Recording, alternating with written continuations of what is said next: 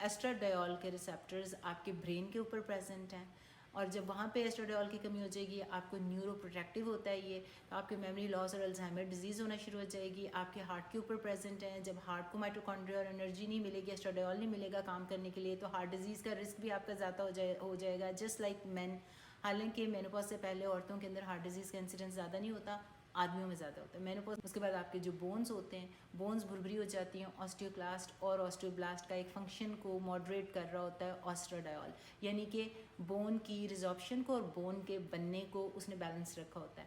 لیکن جب ایسٹراڈیول کی کمی ہوگی تو آپ کی بونز جو ہیں آسٹیوکلاسٹ جو ہے وہ زیادہ ایکٹیو ہو جائیں گے، اور جو بننے کی جو ریٹ ہے وہ کم ہو جائے گا، بیلنس خراب ہو جائے گا. ایسٹراڈیول ریسیپٹر آپ کے ویجائنا کے اندر بھی پریزنٹ ہوتے ہیں، آپ کے بلیڈر کے اندر بھی پریزنٹ ہوتے ہیں.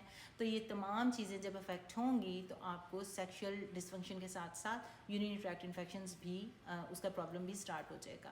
تو اب آپ نے اپنے گائنیکالوجسٹ یا ڈاکٹر کو ڈھونڈنا ہے جس کو ہارمون آپٹیمائزیشن کا پتہ ہے، جس کو ہارمون ریسیپٹرز کا پتہ ہے، جس کو ٹائپ آف ایسٹروجنز کا پتہ ہے، جو لائف اسٹائل کے ساتھ ساتھ ہارمون تھراپی بھی ریکمینڈ کر رہا ہے.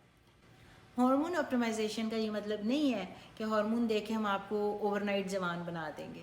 جب ہم کہتے ہیں نا ایجنگ، تو میں کچھ لوگوں کو دیکھا اور بہت زیادہ کامنٹس یہ پڑے جی کہ ایجنگ تو نارمل ہوتی ہے، سب نے بوڑھا ہو جانا ہے تو اپنی ایج کو ایکسیپٹ کرو اور ینگ رہنے کی کیا ضرورت ہے. بھائی ایجنگ تو کوئی بھی اب ہے یا تو کوئی نہیں ہے نا کہ آپ نے ساری عمر کے لیے زندہ رہنا ہے. مسئلہ صرف یہ ہے کہ کس طرح سے زندہ رہنا ہے.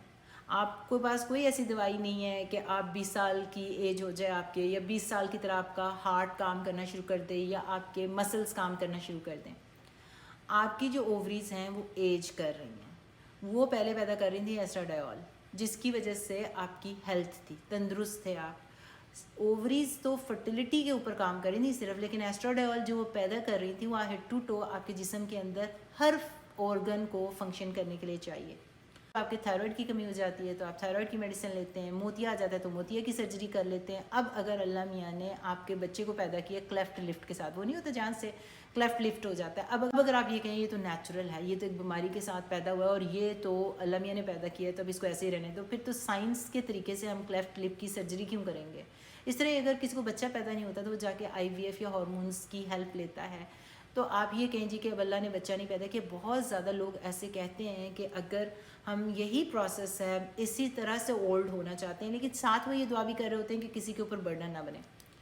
آپ برڈن تو بن جائیں گے اگر آپ اپنی ہیلتھ کا خیال جوانی میں نہیں رکھیں گے، تو بڑھاپے میں ڈیفینیٹلی آپ لوگوں کے اوپر برڈن بنیں گے. اپنی فوڈ میں آپ نے بیلنسڈ ڈائٹ رکھنی ہے جس میں فروٹس اینڈ سبزیاں ہر قسم کی آ جاتی ہیں، سپلیمنٹ وائٹامنس، آپ کی واک، آپ کی ایکسرسائز، پلاٹی، اسٹریچیبلٹی، آپ کی اسٹریچیبلٹی، اسٹریس فری اینڈ اچھی سلیپ. اتنی سائنس نے آپ کو چیزیں بتانا شروع کر دی ہیں. ساتھ اب آپ کی اووریز اولڈ ہو رہی ہیں، وہ ہارمون پیدا نہیں کر رہی.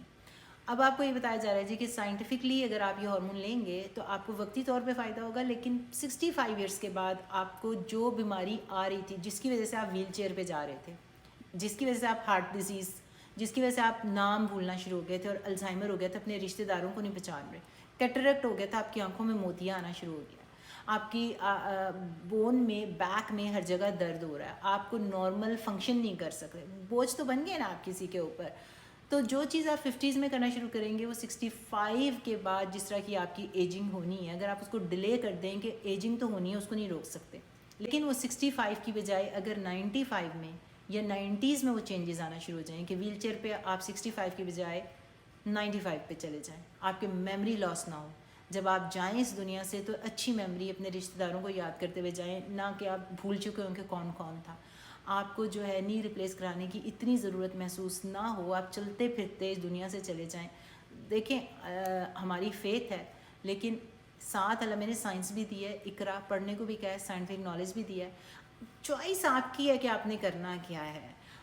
Knowledge is there, science is there, awareness is there. کرنا کیا چاہتے ہیں آپ اپنی لائف کے ساتھ، کس طرح سے ایج کرنا چاہتے ہیں، کس کوالٹی کے ساتھ ایج کرنا چاہتے ہیں. آپ صرف یہ چیز دیکھیں کہ جو پچھلے 20 سال میں آپ کے بزرگ لوگ تھے ان کی کوالٹی کیا ہے ایجنگ کی، وہ کس طرح سے ایج کی ہیں.